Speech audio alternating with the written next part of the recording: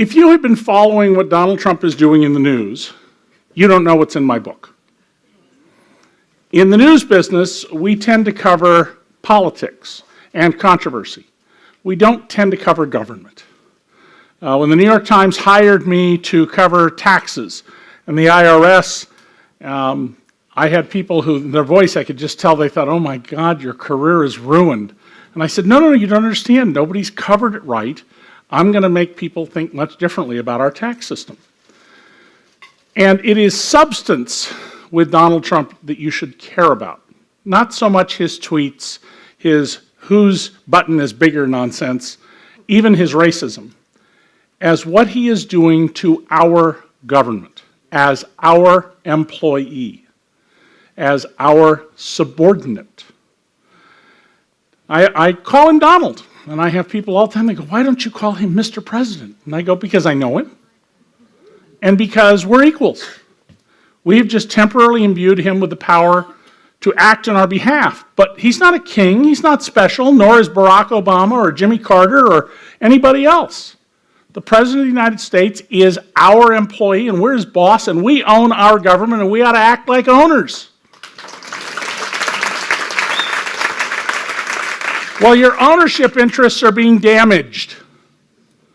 Because what has happened is Donald, who really literally doesn't know anything, when he came into office, brought with him really awful people. Now, the ancient Greeks, and I used to teach at Syracuse Law and its graduate business school, the law of the ancient world. I taught the property and tax law one semester and the business regulation law the other. And one of the things my students learned in both courses was that the ancient Greeks had a name for a government run by the worst of us, the least qualified, the most venal, the least caring about their fellow man. They called it a kakistocracy. And it has sort of a nice tone to it, kakistocracy. And so who did Trump bring in with him? Well, you can see some of these people all the time. There's Stephen Miller, who, his high school graduation speech in Santa Monica was a racist diatribe. He was mentored by Richard Spencer from not that far from here in Whitefish, Montana. He brought in Steve Bannon, who says, I'm a Leninist, by which he means I want to destroy the existing order. And that's what they're working on doing. For example, housing and urban development. Tens of billions of dollars of your tax dollars every year. In many cases, frankly, not very well spent, not very thoughtfully spent. But the guy who's the head of the agency, I kid you not, he has said this publicly, he believes that the pyramids at Giza are granaries. They're not tombs, they're granaries. And this guy's in charge of housing and urban development. Betsy DeVos, heiress, marries an heir, huge fortune. I will say this, when she travels around the country in her private jet, at least she doesn't bill us, but has never attended a public school, but is a huge believer in the benefits of corporate and religious education. Anybody, if you want to ask about the charter school movement and say, well, let's talk about Detroit, it'll be like, could we talk about anything else, the end of the world?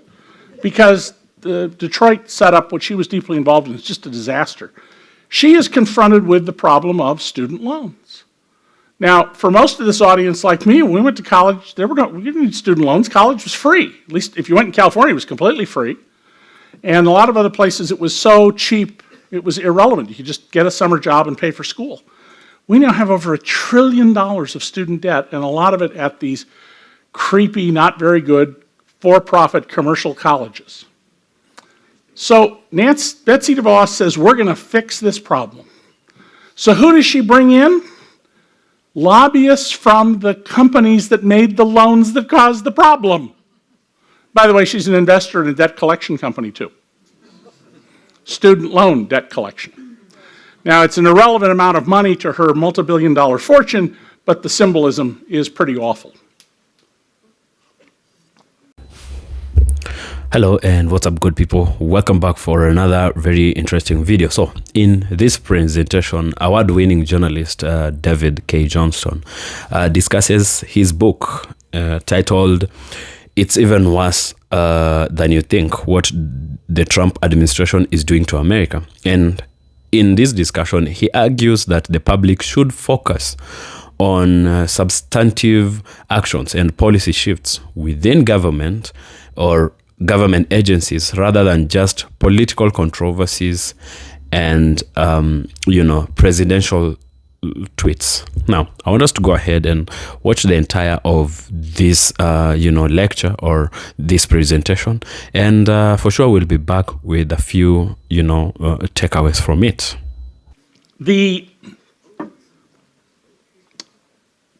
When Trump came in, he fired every ambassador.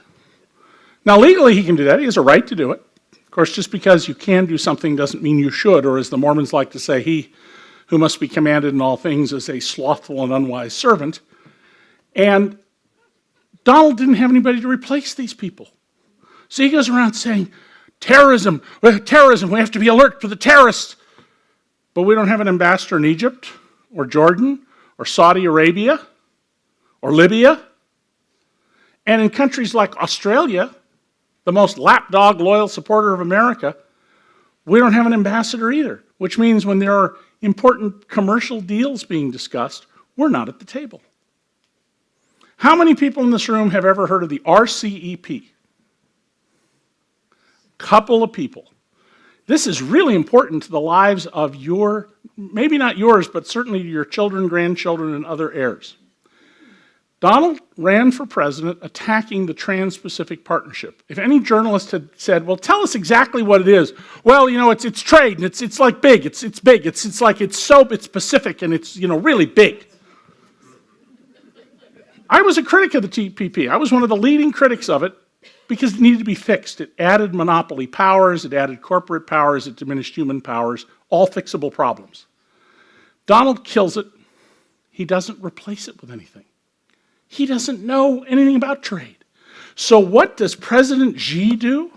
He begins promoting his plan, the Regional Comprehensive Economic Partnership. Instead of 12 countries in the Pacific, excluding China, that was the TPP, because partly it was designed to contain China's economic, military, and political ambitions.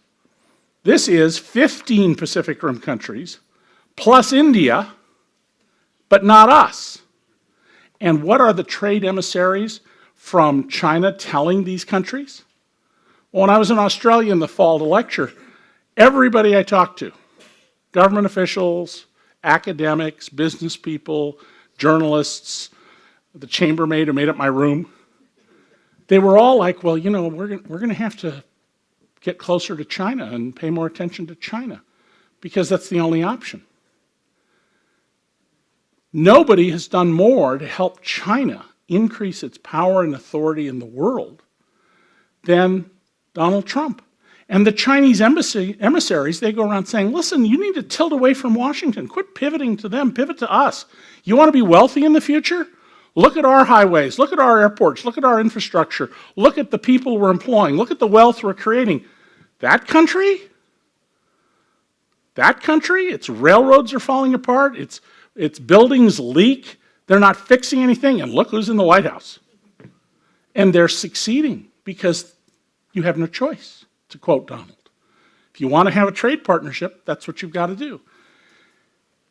Last summer, Donald went to Poland, and he gave a speech. And he was surrounded by adoring people because the right-wing government of Poland made sure that anybody who wasn't part of their ruling party was kept many blocks away, and anybody with a TV camera who tried to go see the protesters many blocks away got stopped. Make sure there was no negative coverage. And Donald gets up and says, oh, it's so wonderful how you people love me, because of course we created the presidency to adore the president, right? At the very day he's doing this, at the very moment he's doing this, Shinzo Abe is in Brussels signing a Japanese-European Union trade deal. So we've got two major trade partnerships going on in the world, and we're not involved in it at all. And what does Donald do? I'm going to kill NAFTA. I mean, there are problems with NAFTA. There are things we ought to fix with NAFTA, but a lot of things we could fix. But that's not his answer. And I want to get Mexico to cooperate, so I'm going to make them pay for a wall, please. Veterans. Donald says, I love veterans. Now, I pay a lot of attention to that. My dad was 100% disabled veteran of World War II. You can imagine the economic circumstances that I grew up in as a result were sort of less than terrific. Donald goes around saying, we're going to take care of the vets. I'm all for the vets. So his first budget proposes that for many disabled vets who are getting $35,000 a year, not exactly a fortune, when they reach normal retirement age, they will be cut to $13,000 a year. Now, it hasn't happened, and it's not going to happen, but the point is, someone who's for the vets would never propose that. Donald Trump tells you, I love the cops, they're so important, the police, the Democrats, they don't like the police. I'm so for the police. So what does the new tax bill do? Well, it eliminated miscellaneous deductions. So police officers and firefighters and EMTs and other uniformed personnel who had to buy a uniform and had to dry clean their uniforms, in the case of cops, had to usually buy their own guns and bullets, they no longer get to deduct that. Tell me how this is showing, your love and affection for the cops. Now, a lot of the stuff in my book about what's happening to our government, about how Trump's team, not Donald personally, because he's lazy, he spends 5 hours a day on the job of being president, an hour that's having lunch. They have loosed into our government what I call political termites. And I call them that because, unseen by the public, these people are eating away at the structure of our government.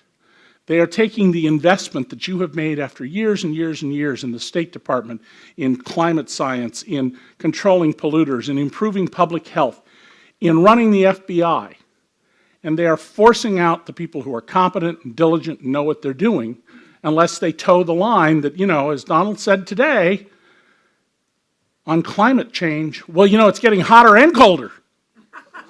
And there's record ice in the Arctic. It was record lost ice in the Arctic. And this isn't what's being covered. And this stuff matters. Donald's crazy tweets, they may be insulting, they're certainly entertaining. But it's what's happening to our government that is going to affect your pocketbook, the RCEP, as an example. They're going to affect maybe not you and I in terms of getting asthma or heart disease or cancer from how the companies that produce toxics have been freed up to dump their stuff instead of clean it up like they used to or segregate it. But if you have grandchildren or great-grandchildren, they're going to be affected, and they're going to be affected even if Donald's out of office next week, because it'll take a long time to repair these things. The Trump administration stopped posting information about workers dying on the job. 4,800 people a year die at work in this country from something doing with their job. And the fines are so minor that there actually are some awful employers who just as soon pay the fine than go to safe practices. So shaming these people was a project, particularly in the last administration. Well, they stopped posting the notices about these deaths. We reported about that at dcreport.org, singular, dcreport.org, which is a nonprofit news service my friends and I started. It's mostly volunteer. We don't sell your name. We don't have ads. It's public service. And they then started putting them back up for a while. I can't prove the cause and effect. I can only tell you the timeline. But this administration has not posted information on the death of an American worker on the job since August 17th. And I have no reason to believe they're going to post any more.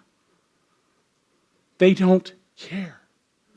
If anything, this is improper for government to do these things. Now, we don't have to put up with this. That's the important message. How did this happen, and what do we do about it? Those are the questions to ask. And how did Donald Trump become president? The American people put him there. We chose. And he lost the popular vote, even though he insists he really won it. It was all those illegals. But he won the Electoral College. The Electoral College, which was created by the framers of our Constitution for a very specific purpose. We don't even teach its purpose. Its purpose was because the framers were so concerned about mob rule, about zealots getting loose, and were ruining our democracy. They put in the Electoral College as a backstop so that if somehow the public became inflamed with passion and put in an unqualified, crazy person, the Electoral College would deny them the office. Well, because we haven't used it for over 200 years, it atrophied. And the electors who had the absolute right to vote this way didn't do so. A couple of them did, about 6 of them, but not enough. So, the whole idea of this country is that we choose. We decide our fate. King George doesn't decide our fate. Somebody else doesn't. We do. But many of us stopped choosing. I have sat in blue-collar bars in Indiana and Ohio and Michigan and Wisconsin, where I don't go dressed like this. I go dressed like I'm a blue-collar guy. And some event will happen on the screen. And I don't follow sports. I'm of the school that if Marx had been born 100 years later, he would have said commercial sports are the opiate of the masses. But some play occurs, and suddenly the room is alive, and everybody's picking it apart, and they'll cite, Major League Baseball rule number whatever, and by memory tell you what it says. I was once in a bar where somebody argued that, and the bartender pulls out the rule book from behind the bar and says, "No, Jake's right." I mean, it's incredible analytical skill. Then you ask a question about politics. I don't want anything to do dirty. Don't want anything to do with it. It's nothing. Well, that's how you get Donald Trump in the White House. Not having young people be involved. How many people, raise your hand in this room, are under 30? Well, that's more than I usually get. Okay? And I encourage you, the next time you come to an Elliott Bay Books event about matters of politics and economics, bring somebody who's younger. Bring a kid from down the street, college student if you don't have grandchildren or children of your own here, somebody's. But bring young people. Get them to come. Put up the $5 for them. But people in America, we know very little. We don't pay attention to politics. And we don't do it because, of course, that's what we've been trained to do. What's one of the sayings? You can't fight City Hall. Sure you can. I've written about people my whole life who've done it. Well, I don't have any power. Nonsense. You have the vote. The social research shows that if everybody voted, if we had mandatory voting like the Australians do, we would have a totally different Congress. People like Paul Ryan would not have a shot. Because this country, in many ways, is much more socially advanced and economically concerned about the same things the Europeans are, taking away financial shocks from people so they can have decent lives. But a lot of people don't vote. Or as my best friend, who is basically a socialist at heart, Wall Street Journal editor. It's my best friend, he always likes to say, screw the poor. The poor get screwed because they don't vote. You go tell them, if you'd vote, you wouldn't get screwed. And they say, no, I'm not going to vote. Screw the poor. That's our policy in America. And we've done it to middle-class people and working-class people. The average income of the bottom 90% of Americans in 1967, that's the year I finished high school, was higher than in 2012. The bottom 90% of people in America are ticked off, a lot of them, and with good reason. You drive across this country and you can go into little towns all over Nebraska and Kansas and parts of Minnesota, and you'll find that, all sorts of people tweaking on meth. No jobs, places falling apart. We don't have to have it that way. We chose to do this. Some of us chose by not being involved. Some of us chose by electing politicians. But whatever the conditions are in this country, there is one absolute to them.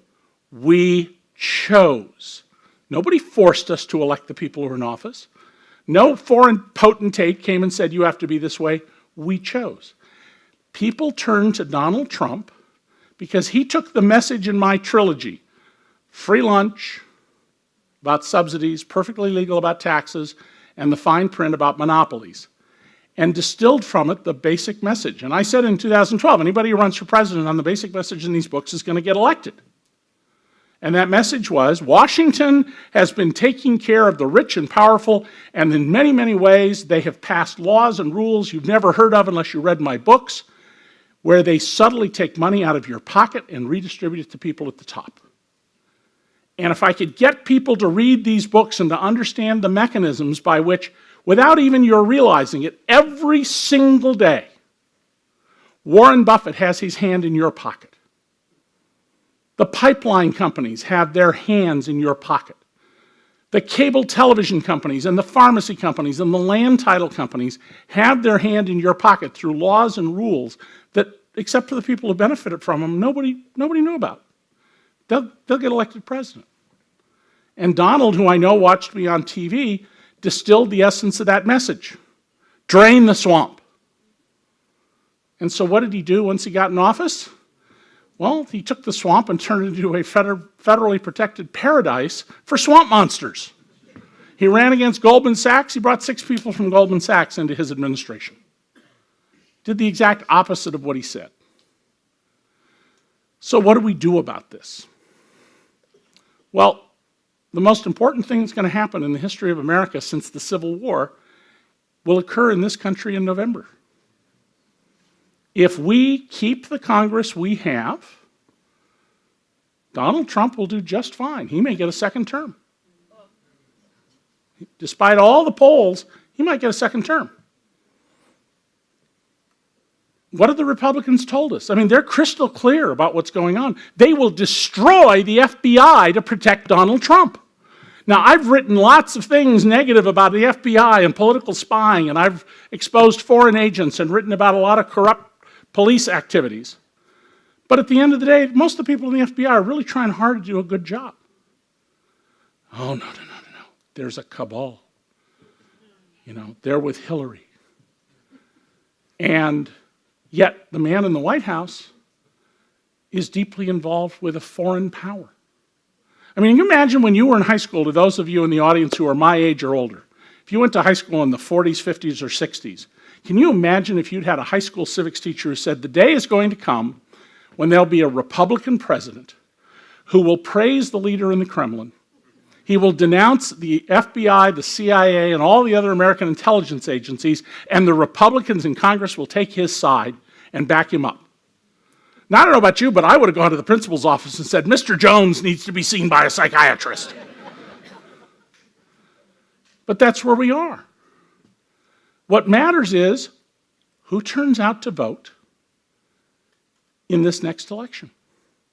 Gerrymandering, which is how the minority party, the Republican Party, and I'm a registered Republican of many, many years standing, manages to be in control, is based on some simple math that you can overcome.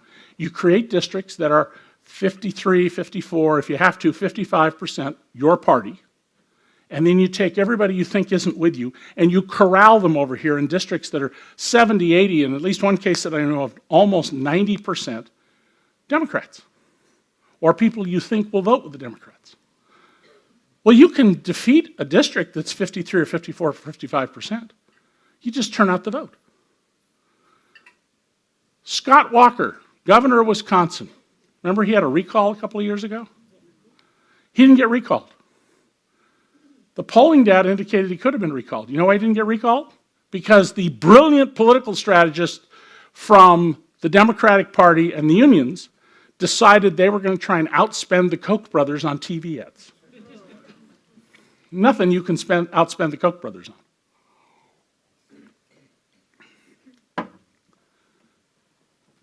Had they instead gone to people and said, hey, Joe or Mary, I know you're out of work. We want you to come to the polls, 5 o'clock, election day, bring your car. We're going to put somebody else in the car with you. We're going to fill your gas tank. At the end of the day, we're going to give you a couple $100 and fill your gas tank again, and we want you to drive people to the polls. They would have spent 10% as much money, and they would have gotten him out. You got to get people to vote. Now, if you live in a district where it doesn't matter, either you like your congressperson and you think they're going to deal with Trump appropriately, or you live in a district where there's no possibility of replacing that congressperson, Get in your car and drive to another congressional district. Contact people there in advance, and work on that district and make change. If you can't go do it, get your Aunt Sally or your nephew Jack or your next door neighbor to go do it.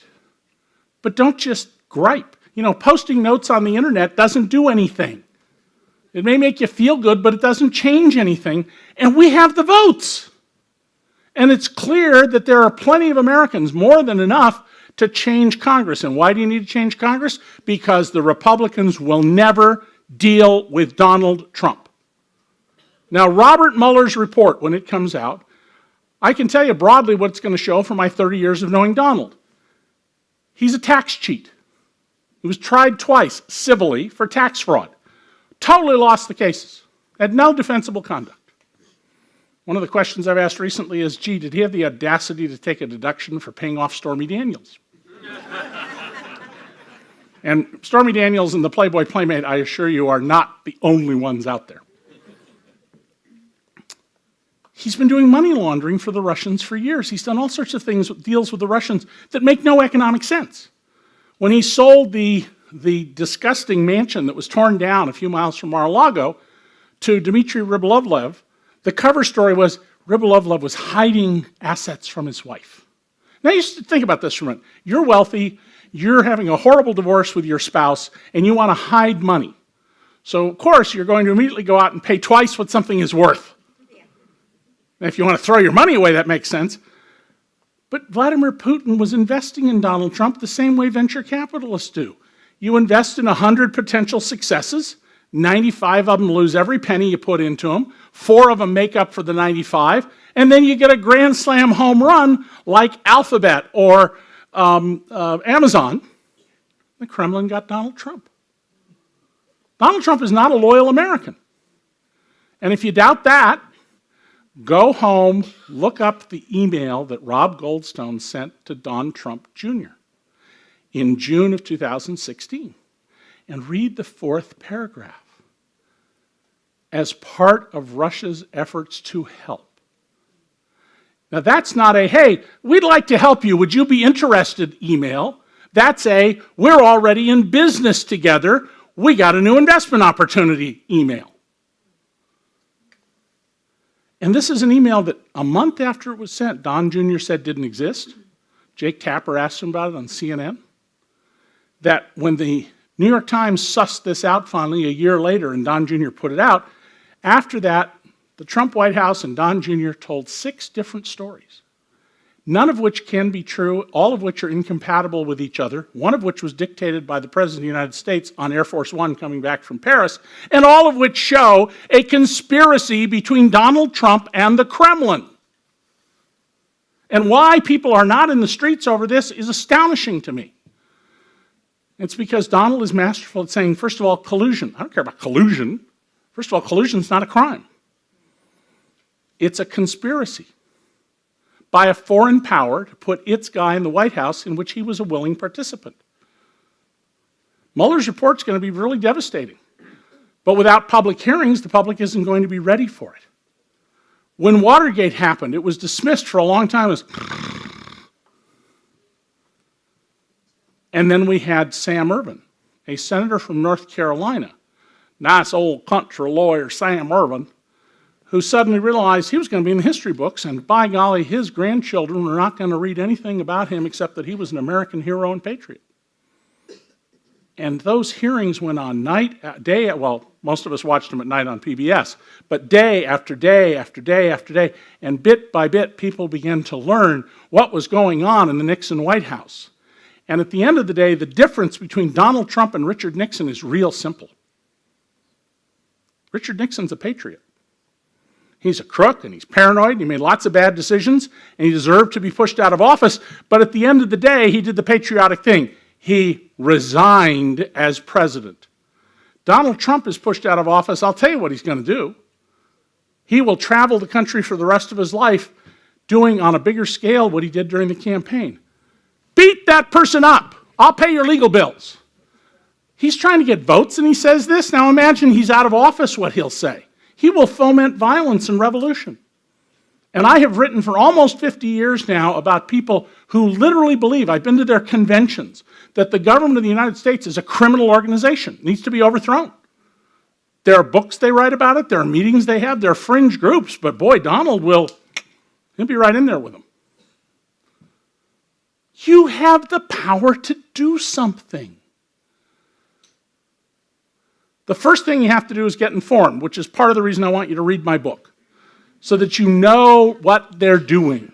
Not just what he's tweeting, not just his crazy racist statements, not just his flip-flops because he has no principles of any kind except the adoration and the glorification of the world's smartest, greatest memory, Donald Trump.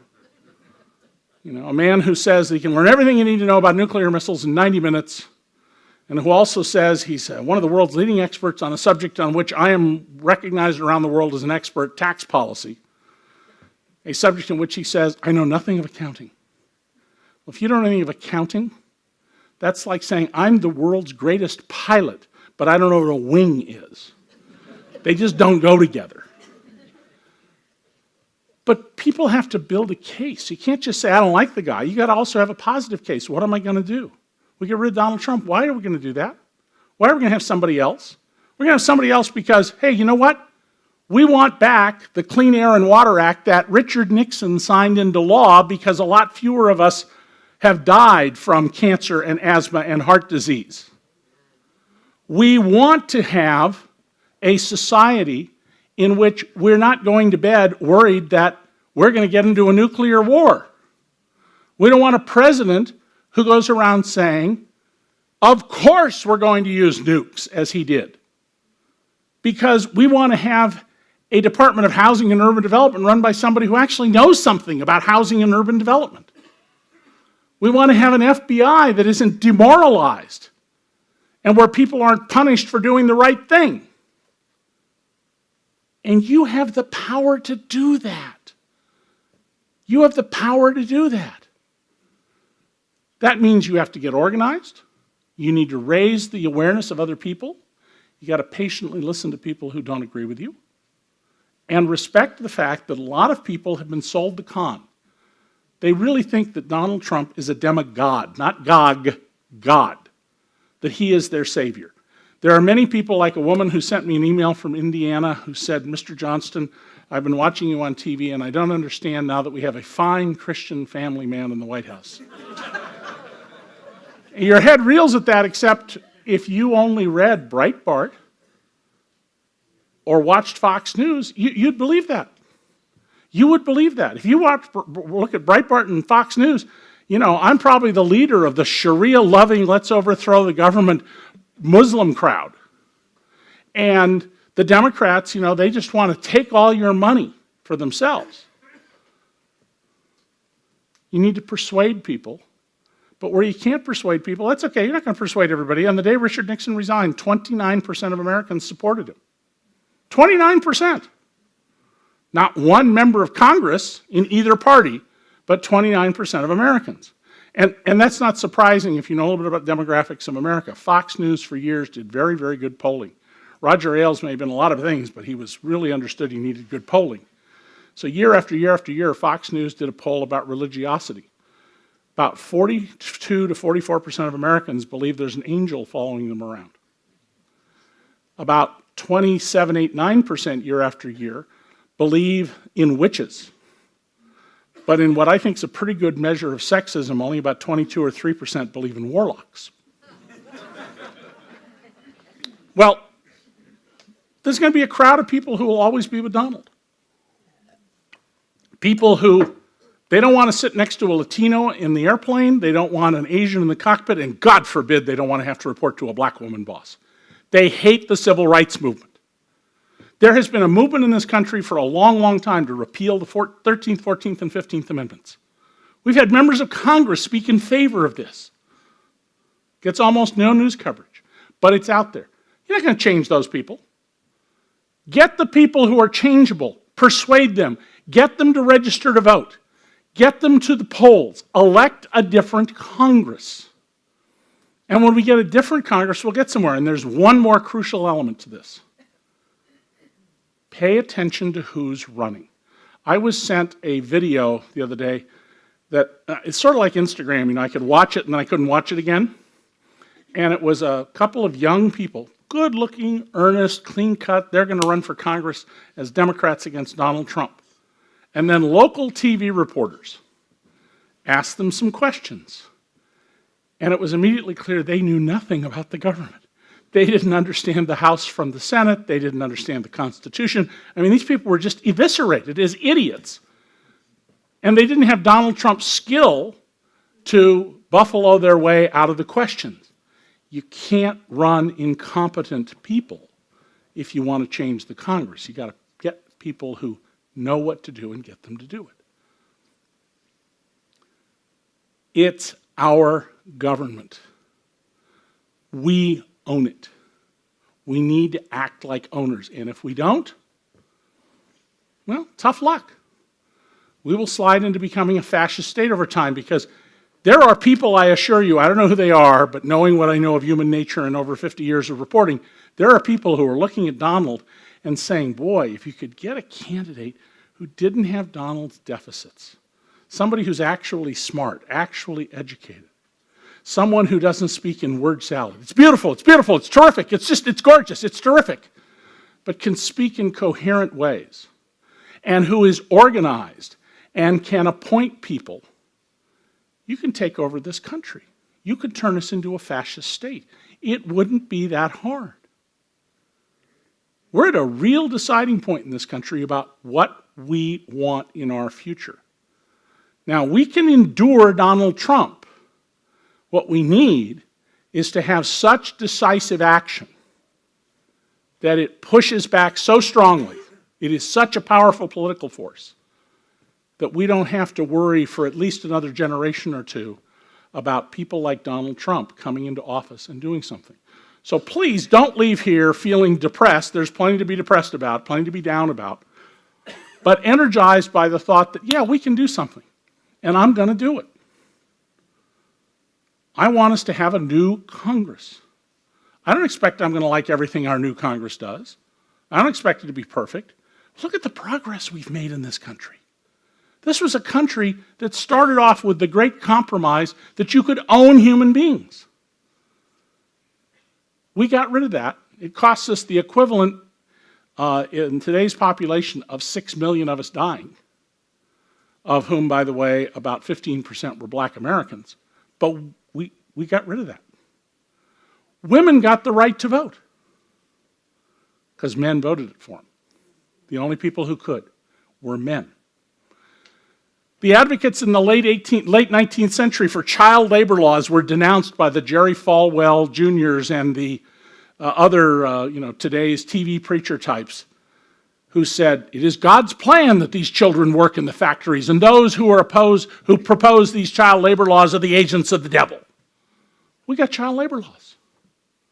We got laws that allowed the organizing of workers for unions. And what does Pope Francis say about that? There's no economic justice without unions, because workers cannot, with the exception of people who are name brand talent, negotiate for their pay.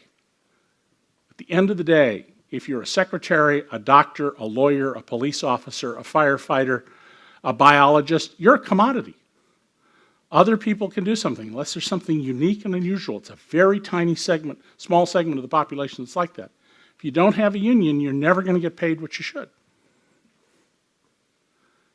We had union laws, and then we let them fritter away. We have these environmental laws that are still on the books. We need to go back and enforce them. We need to be building a better America in the future, not a worse one. So, figure out what are you going to do. And do it. Resolve and actually do it. And if you don't do it, don't complain. It's as simple as that. Just don't complain. So I want to thank people for coming tonight, and I want to take a lot of questions. I'm going to have one rule when you come up to ask a question. If you can't ask a cogent question, I'm going to cut you off, let you figure out how to edit your question while I talk to the next person, and then we'll come back to you. I'm not going to stop you, but let's ask questions, all right?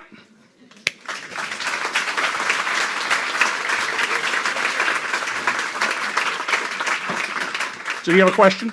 Just turn the mic. I do. There we go. You and I and everyone knows the media is diverse, and yet it's lambasted, and it's a source of doing a lot of the work you mentioned. How do you think we can rehabilitate the image too many unthinking people have of the media so that they go to it in a thoughtful manner? Well, there has been a more than 40-year, very well-financed, sustained campaign from the right in this country to denigrate honest journalism. I've been the subject of a lot of it. I've tangled with these people a lot. And my answer to it is, you have verifiable facts that you can prove with the case. Now that more of that is being picked up as a lesson, of course, the answer is, well, there are no facts, there are alternative facts. Fundamentally, though, news organizations are going to do what news organizations do, especially in this era of much reduced budgets. They're going to tend to cover the sizzle more than the steak. New York Times does a great job of trying to get at the steak, but even so, they do more sizzle than anybody else. They're going to cover the controversy a lot more than the underlying issue. And even at the Wall Street Journal, lots of reporters write stories that I read every day where I go, boy, that's a really interesting story to read and it makes coherent sense, except the economics are nonsense because the writer doesn't know economics. And we're just not going to be able to fundamentally, I think, change that. But, when we started this country, we had party press, and they just made up stories. I spent a lot of time studying the early days of our republic and literally read reproductions of newspapers from back then. And it's amazing. I mean, they just make, Governor so-and-so is having an affair with this woman, and there's no such woman. It's not like they got it wrong. They just made it up. And we survived that, okay? I do think we need to have a full frontal assault, though, on the President of the United States going around saying fake news. But, I don't know. I don't, I'm in the diagnosis business generally, not the solutions business. So tonight's talk was solutions, but, sir. What are your suggestions, or what is your solution for political tribalism? How do we learn to talk to one another? Well, does people know what political tribalism means? It's this notion that we've broken down into groups where there's the other and there's us, and we don't talk to the others, and we don't listen to the others. That's part of the reason I told the story about walking into blue-collar bars, which, by the way, I didn't do recently. This was years ago. When there are big social changes, you have to let them run out. Part of the reason Donald Trump is in office is the same reason the Taliban are on the rise, and we see ultra-Orthodox Jews with some of the things they're promoting in Israel, and we see ultra-Orthodox Muslims with some of their policies like the Taliban. And it's that there's a segment of the world population that just cannot cope with the incredibly rapid rate of change. Human knowledge since World War II has been growing. I wouldn't be shocked to find out it would be correct to say logarithmically, but it's absolutely been growing geometrically.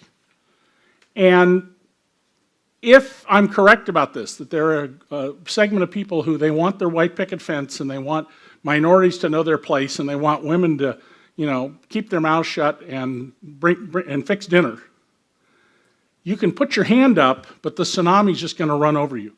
It's a social tsunami and it's got to run its energy out. So if you're a journalist, the only thing you can do is make a record. Tell everybody what's going on because eventually they will recognize it because the energy will run out. And the other is, be nice to other people. Talk to the people, listen to other people. Be nice to other people. Change the nature of the intercommunications you have on a personal level with people. Don't cut people off in traffic. I mean, a little thing like that. I live in Rochester, New York, where people do not cut you off in traffic. They'll stop and they'll let you turn. I mean, there have been studies done about this. Why is Rochester like this? Because we have a culture that's what we're going to do. And, we stop for people. And if you drop your umbrella on the windy street, there are people who will chase after it and get it for you. It's just a cultural phenomenon we've created there you can have everywhere. You don't have to have traffic like LA does, where everybody cuts everybody off. So some interaction, but listen to people and respect that people don't have to agree with you. People don't have to agree with you. We need to agree on what the basic facts are. We don't have to agree with the interpretation of the facts. So beyond that, I don't know. I'm not a sociologist. Yeah, my question is about Pence. We kind of have a picture of what the con man, Agent Orange, is like now, but. Michael Pence. Could you comment on Michael Pence and if he should have a chance at the office with that? You've actually addressed what I think is potentially going to be an enormous constitutional crisis and could lead to violence in this country. There is, I don't want to be on a downer now, but there is no good ending to Trump's leaving office. We will endure this, we will get past this, but his leaving office, there's no good ending. Assume he serves 2 terms, it's still not going to be a good ending because when he leaves, he's going to claim he was cheated somehow and we should repeal the 22nd Amendment that says 2 terms. If he's not going to be removed under the 25th Amendment. That only works when the president has either, as with Ronald Reagan, was shot, and God forbid I don't want that to happen to Donald Trump, and he's out of commission, he's under anesthesia, it works voluntarily, it doesn't work to remove somebody. It's just not going to happen. So assume that the Democrats get control of Congress, and they decide to remove Donald Trump, and they make a case and persuade the American public that this is the Russians' candidate and the man is disloyal and he's a criminal. It won't be hard to prove he's a criminal. Can Mike Pence become president? Because he is also the beneficiary of the Russians interfering in our election. And Mike Pence has been credibly reported to have gone around telling his friends, that God put him here. And God has a purpose and a plan. He doesn't know what it is, but that's why he's there. This guy's a small-town radio talk show host who should go back to being a small-town radio talk show host. But if the Congress were to remove, under the Democrats, both men, and I think they have to do that if they're going to use the Russians, then the Speaker of the House becomes president, which means most likely Nancy Pelosi, and I can see people already screaming bloody murder on Fox News. This is a coup d'etat. So if that happens, I believe that Nancy or whoever is the Speaker has to say, I'm a caretaker president, I will not be involved in the election in any way, I'm just going to put my hand on the tiller to keep us moving forward until the next election. We can endure that. We're not going to have any trouble with that. But you've got to be Caesar's wife. So what happens if the Republicans retain control and the Republicans run a candidate like Mitt Romney in the primaries and they primary Donald and he loses? Well, we know what he's going to say. I really won. It was rigged. They rigged it. It was really, I won. The Republican establishment did this. They rigged it. It's all corrupt. And now you have to worry about, is he going to try somehow to do something extrajudicial? Luckily, the latest surveys show the officer corps of the military does not support Trump. Soldiers are willing to go and die, but they're not going to die for stupid reasons.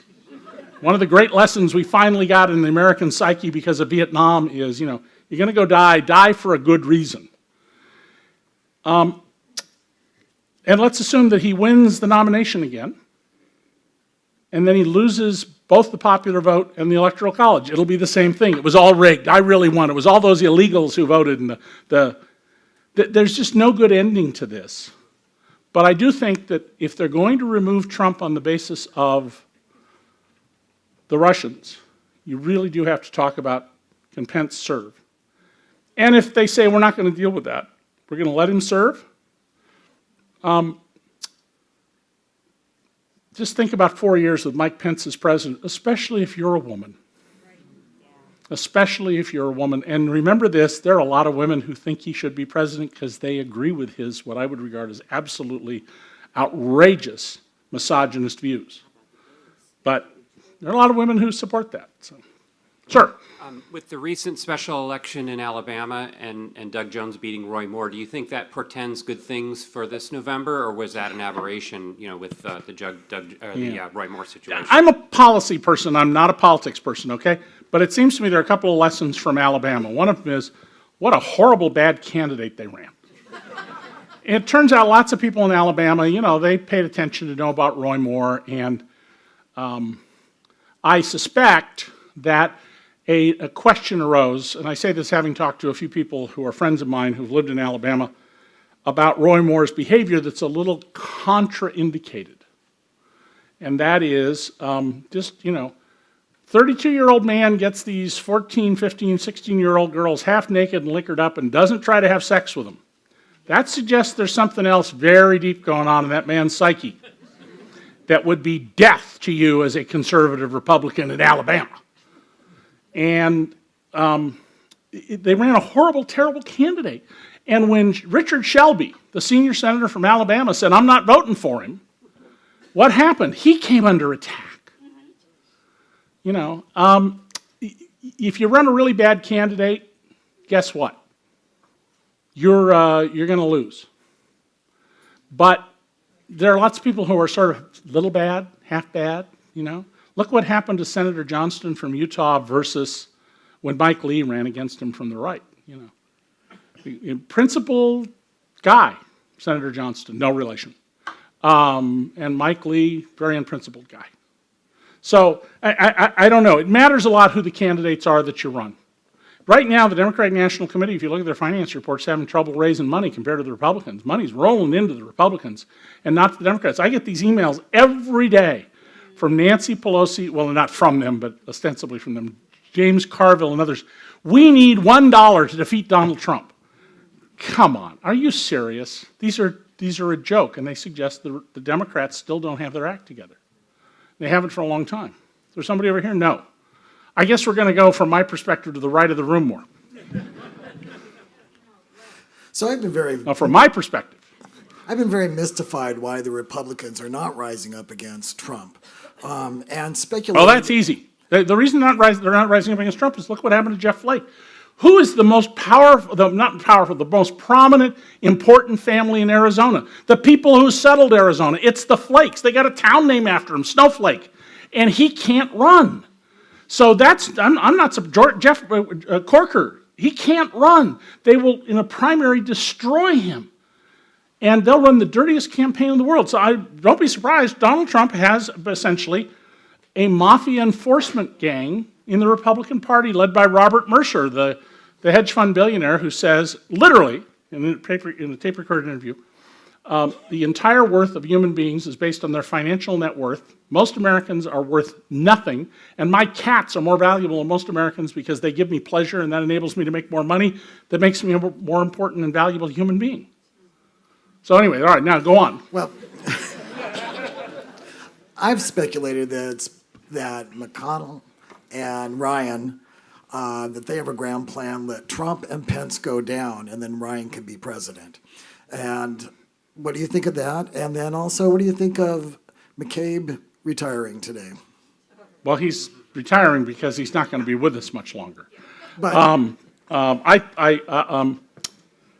as somebody who's actually broken up conspiracies, I'm not big on conspiracies, and that's not what I see Ryan and McConnell doing. McConnell is a very, very competent legislative practitioner in the Senate. And he gets what he wants, and he knows what he wants, and he plays his cards very, very brilliantly. And he wants out of Donald Trump certain things. He wants this tax bill they just got, and he got it. By the way, how many of you think Apple and a bunch of other companies just paid billions of dollars in taxes? You read that, didn't you, in the newspapers, heard it on TV? Go to dcreport.org and you will find out they didn't pay it. This was a con game. They will pay it in the future. But you really should go to dcreport.org and read our story that ran yesterday, the Apple tax scam, because I promise you, we just read the bill, and they didn't pay the money. So I don't think sort of that's their game. I think they figure we can use this guy. They haven't been real successful at it. I mean, they control the White House, the Senate, and the Supreme Court, arguably, and they haven't done much compared to what you would expect. So, sir. Oh, wait a minute. There's somebody over here, and I'll come back to you. Fair enough? Okay, sure. Thank you. So I had resonated with the political termites point you made earlier, and one of the things I've seen as well, being from the center of the country, is there is a sort of divide between the bigger cities that are really getting a lot of benefit and are modern era. So what policy or what recommendations would you say would help empower those sort of middle states, middle Yeah. areas? Well, the world changes, okay? If you were born in Dickens, England, life was very different than if your grandfather or your grandmother had. And we're in the middle of an enormous fundamental change in the world that we don't understand. We can't understand it because we're in the middle of it. But what we're seeing is large numbers of people being left behind economically. Angus Deaton, the Nobel Prize-winning economist, just had a piece in the New York Times about the millions of Americans who live on $1 or $2 a day. I wrote that story for the New York Times from my analysis of the data about 10 years ago, and I wanted to be very cautious so I couldn't be attacked. And the number I settled on after looking at the various ways to do the numbers was $7 a day. And, this is obviously untrue. I should be fired. This is incompetent. Deaton's closer to what's right. I actually wanted to use a number of about $3 from the analysis I did. And we haven't figured out what to do about this. What do we do about people who, we're living in a world where the amount of brain power you have and then your willingness to work with that brain power is going to have a huge determination on your income. Industrial society created jobs through inefficiency. When the first steel was made more than 2,000 years ago in India, where they invented it, guys with big muscles would take carbon from coal and wood and pound it into red hot steel, and it would take multiple years of labor to create 1 ton of steel. In vanquished societies in the ancient world, the tribute that was paid to the conqueror was often not paid in gold or diamonds, it was paid in steel. If you watch Game of Thrones, what is the common thread that goes everywhere? Oh, that's a sword made of Valerian steel. It's the big thing running one of the big things all the way through it. And we're now living in a world where, if you weren't born with a lot of smarts, the future doesn't look so good for you. And because inefficiency creates lots of jobs, as we become efficient, they're going to go away. And we're not even talking about what do we do about that. There are proposed solutions. The Capitalist Manifesto of the 1950s had a solution. Everybody should be a capitalist. The problem with that, lots of people when they get capital, they don't think long term. They don't think about, I've got $1 million and I can spend $25,000 a year forever. They think, I can buy a sports car and a boat and go gamble. And so, human development, we're going to go through a real problem here.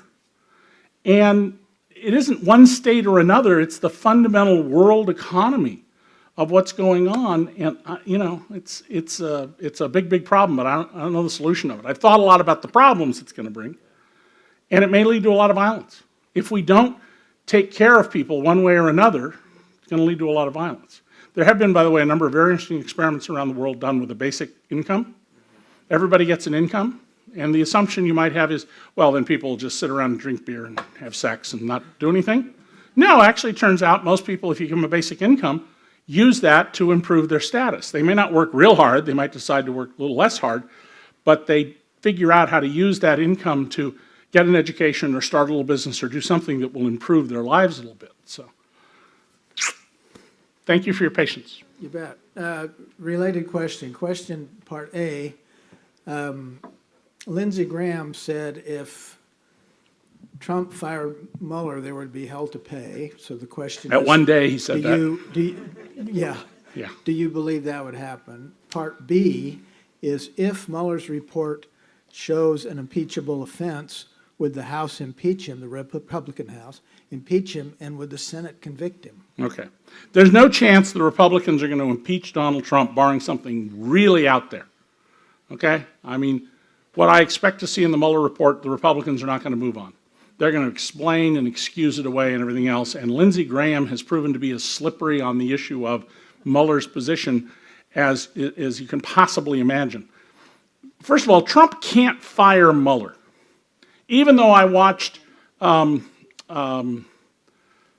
sorry, old age, the independent prosecutor went after Bill Clinton and was later at Ken Starr, on Fox News today, saying, of course he can fire him, and he should fire him, and he went on and on. It's not true. We have rules and regulations about this.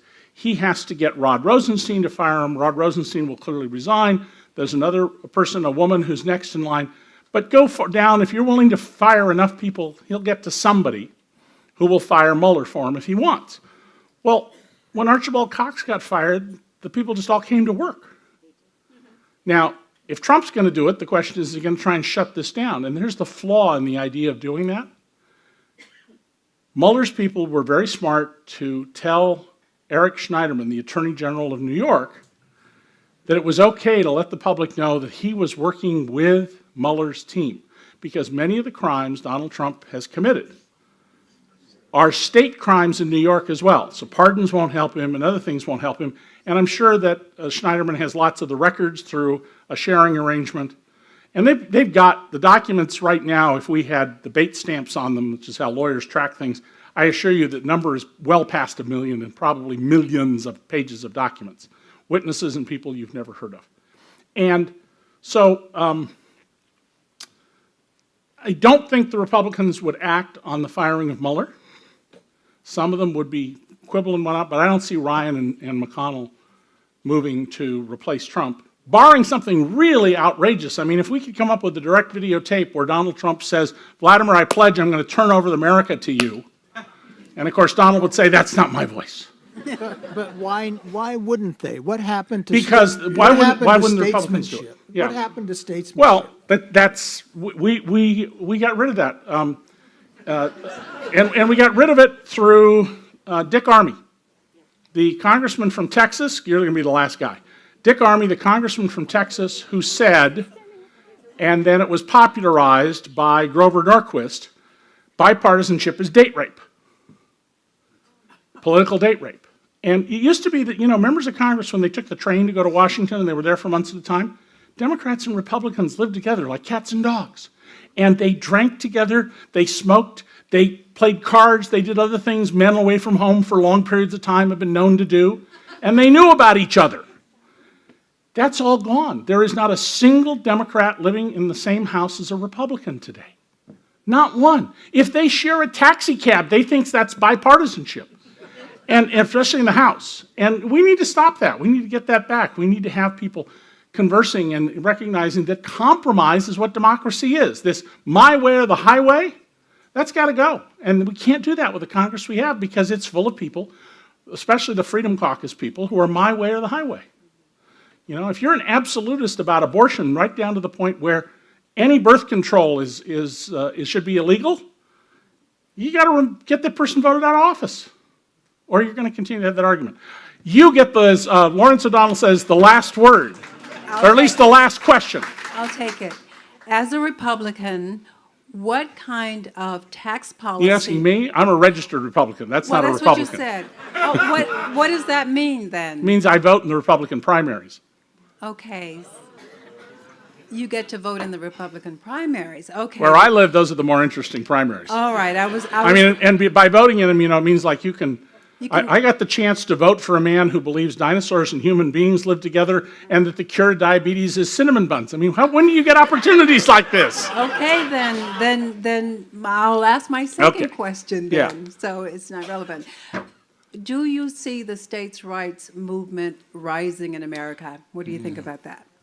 Boy, this is one of the great paradoxes, right? States' rights movements have been a way to put Jim Crow in, to deny the 13th, 14th, and 15th Amendments and undo the Civil War. And where is it that states' rights have proven to be most important in recent years is with liberals and progressives.